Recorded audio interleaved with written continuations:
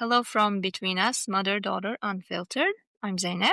And I'm Tara Khaleesi. And we're here today with our last episode of 2025. It's not only video, but also it's going to be unedited. So we're going to be raw and unfiltered this time. I personally wanted to do this episode because I wanted to touch on the subject of grief. It's been a very hard month for me and my family. I lost my father December 2nd. He was my anchor, my best friend. Although I lived here and my parents live in Turkey, my mom does now, since 1997, year I came here. I heard my dad's voice every day, and it's been one of the hardest things to not have in your life. Especially if, you love someone so much and deeply, and not being there in person was one of the most difficult things to deal with. And it's life, and we all deal with grief in our own terms and in our own ways. But I know for my immigrant sisters and brothers, especially when your parent dies, you can't be there. It hits you a little differently. So, but that doesn't mean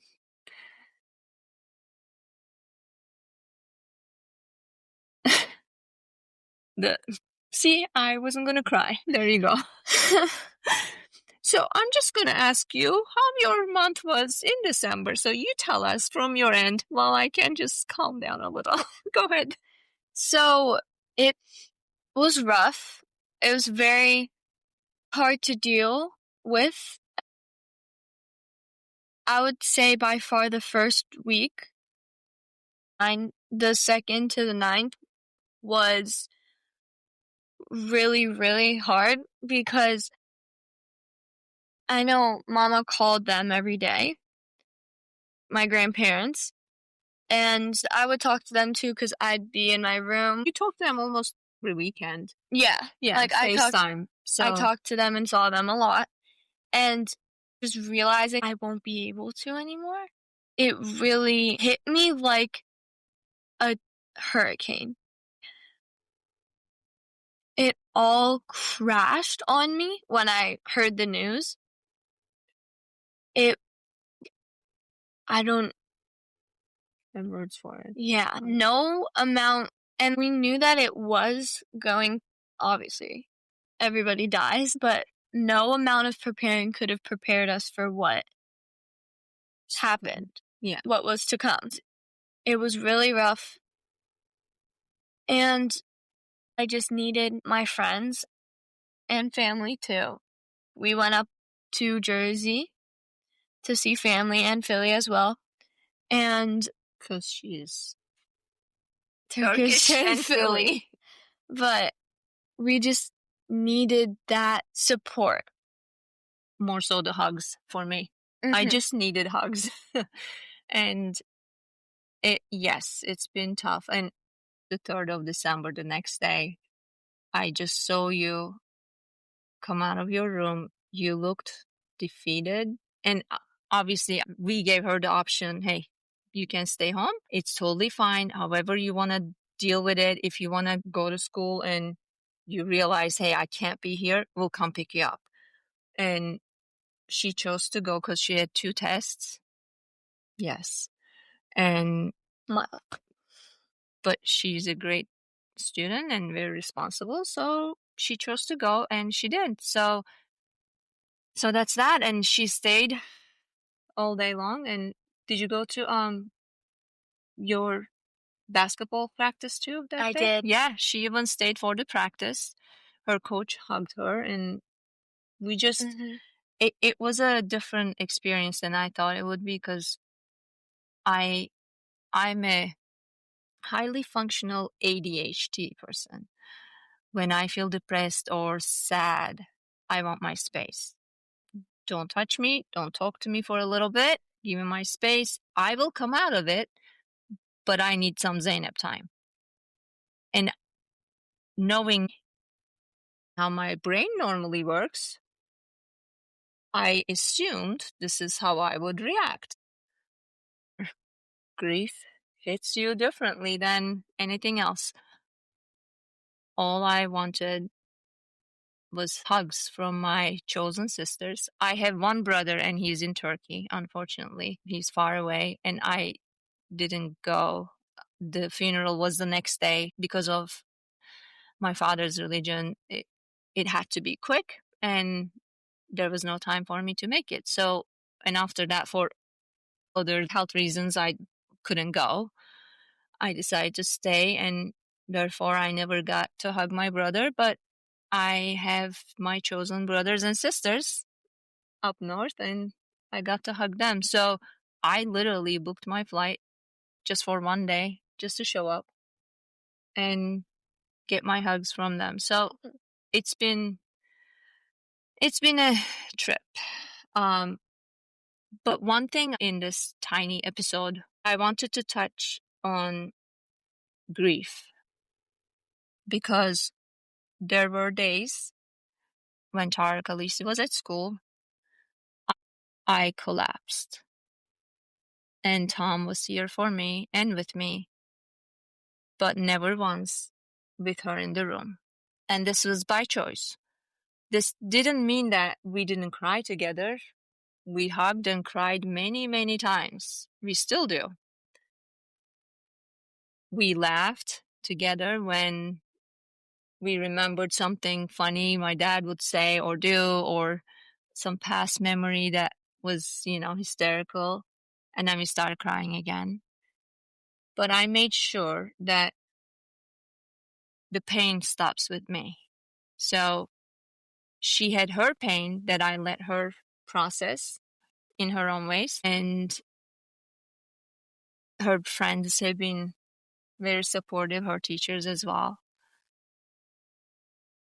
But she didn't carry my pain. And that was very important for me. It's the holiday season, of course. It was extra hard to show up. But I must say I'm proud that I was able to show up at your basketball game that week. You should have seen me. Usually I'm sitting in the front and yelling and screaming. Bro went incognito. Say it again louder. Bro went incognito. So yes, I had these giant sunglasses, yes, inside the court. And because I've been crying the whole week, this was what day? Thursday or Friday? I think Friday. Yeah, Friday. Okay. Yeah, Tuesday my father passed. That morning I lied to you because Tara Khaleesi comes and kisses me every morning before, if I'm not driving her. And I said, no, don't come because I've been crying. Obviously, I heard the news at 2:30 a.m. And it's like 6:30, 7. 6:30. I'm not going to do it. You? Okay, back to So I said, no, don't come because I think I'm getting sick because I'm just all red. And she's like, are you okay? I'm like, I don't think so. I'm sorry if I missed your game that night, which I did. But Friday, I've been crying all week and my eyes were swollen and purple underneath. And I said, you know what? I'm going to go to her game. I'm going to show, even though if I'm not yelling, screaming like I normally do. I had the glasses. I put my hair, I think, up. Yeah, you had a hat on. Oh, I had a hat on top of the glasses, yes. And I went all the way up top the bleachers. And I'm just like, she's up the corner and she's like, I'm like watching and recording. And your beautiful friends. So I'm hiding. My beautiful girls. They're like, oh, hi, Miss Zeynep. And I'm like, oh. And of course, I'm like, hi, guys. And they come up. They're like, we're just gonna sit with you because you look so lonely. How sometimes universe aligns things in a way and hands you a gift. And they were my gift that night because I was choosing to be alone, obviously. I wanted to be alone, but they were so adorable. In between cheer practice, they would come up to me and they're like, we're just going to sit with you. You look so lonely. And and then they would go, they would come back. It was just the biggest gift. I didn't even get to tell them yet, but they're going to find out here. So thank you guys. You made my night that night, and I love you. So, yes, ADHD again. What I was talking about, I'm going to remember, and I do remember, is showing up for you. Mhm. That was probably one of the toughest ones. And the other tough day was your orchestra concert. Yeah. That was my dad's birthday, December 12th. And see, I wasn't supposed to cry here. I thought my crying was done. He was turning 75. So that was a tough day, but I am glad I showed up and listened to you play violin. It was beautiful. So, yeah, that was important for me. And some of my friends told me, of course, you love Tara, and still, it's okay to be broken and cry and all that stuff. But I think what people didn't necessarily realize is I've been crying in front of you and with you. But I didn't need to collapse in front of her. That was a difference that I don't believe children should carry their parents' weight. That's called parentification in psychology. And so I really have been raising you with that in the front of my mind. And I truly had the hardest month of my life. And I was proud as a mom that I showed up. As you should be. You did amazing. Thank you. And she did amazing being there for me, letting me cry. You never once said, don't cry. You just say, it's okay, hugging me. It's okay, mama. You just cry, let it out. And I appreciated it so much because I just needed to let it out. And my girl was there for me. So that was our month. And I wanted to go over this a little bit because you never know who's dealing with what. And maybe there are people who are dealing with grief and they're not ready to announce it like I wasn't. You're not alone. And sometimes it's easier to talk to strangers if you ever feel like talking or just messaging. You know what? We can even call you and you can cry and we'll just sit there with you. Mhm. And this will stay between us. Between us. So don't hesitate because the worst thing that you can feel when you're grieving or when you're having a bad time is feeling lonely. So Mhm. we want you to know that you're not alone. Okay. Yes. That being said, I also want to tell you this, something we didn't talk about before, but I want to start 2026 strong and happy and healthy. And 2025, close the chapter there. Mhm. This doesn't mean that we're not going to grieve anymore. We wish. I wish. This doesn't mean that we forget about dedesi, and dedesi is grandpa in Turkish. This doesn't mean that we're not going to cry. Of course we are. And of course we're always going to have him in our hearts. But life goes on and we have listeners and we have responsibilities, and I will show up for you there too. And I will be strong and hardworking as I am always. So, and unfiltered. That's my problem a little bit sometimes, too unfiltered, but so just because we're doing that, I don't want you to feel guilty. Because I know you mentioned once you didn't know laughing was okay that week at school. And it is okay. It is okay to laugh. It doesn't mean that you love Khaleesi any less or you didn't love him. It doesn't mean any of that. This is life. So it's a part of life. We're going to grieve. God knows how long. I don't think mine is ever going to end because he was my dad. And that's okay.